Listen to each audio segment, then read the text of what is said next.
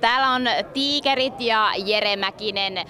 Hyvin pistitte kyllä tänään hanttiin Savolle, mutta jotenkin sitten askeleet ei ihan riittänyt. No joo, että ajoittain pelattiin ihan hyvää peliä ja välillä sitten mureeni vähän se peli, että oli pari semmoista rotaatiota aina joka erässä, että vähän tökki vähän välillä niin jokaisella osa-alueella, että vähän niin tasaisuutta kaipaisi tuo peliin. Tulit siihen pelin mukaan hyvin vaihdosta ja rohkeilla syötöillä. Ehkä toi syöttö juuri oli sellainen juttu, mikä olisi saanut olla vähän vaikeampaa.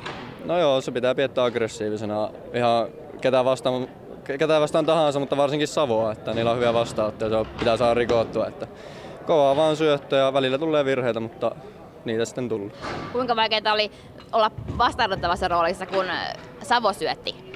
No kyllähän se on suht vaikeaa, koska niillä on paljon hyppysyöttejä. Meillä ei ole meidän joukkueessa paljon minä taidan olla ainoa hyppysyöttäjä meillä ja reeneissä niitä ei tule hirveästi vastaatettua. Että on siinä omat haasteensa, mutta niitä pitää reenata. Teillä ei ole niin laaja materiaali, että voisi vaihtaa koko kenttää kerrallaan ja ollenkaan, niin kuinka väsynyttä porukkaa teillä on, kun 2 peliä 3 päivään?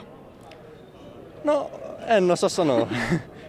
Kaipa sen osalla, jotka pelannut enemmän tulee ruokaa, niin painaa enemmän jaloissa, mutta eipä noista nuoria kavereita kaikki, niin eiköhän ne jaksa. Niin nuoria kavereita, siellä kuitenkin oli Silliä ja Lelua ja muuta, vähän kokeneempia pelaajia, niin minkälaista on pelata heitä vastaan?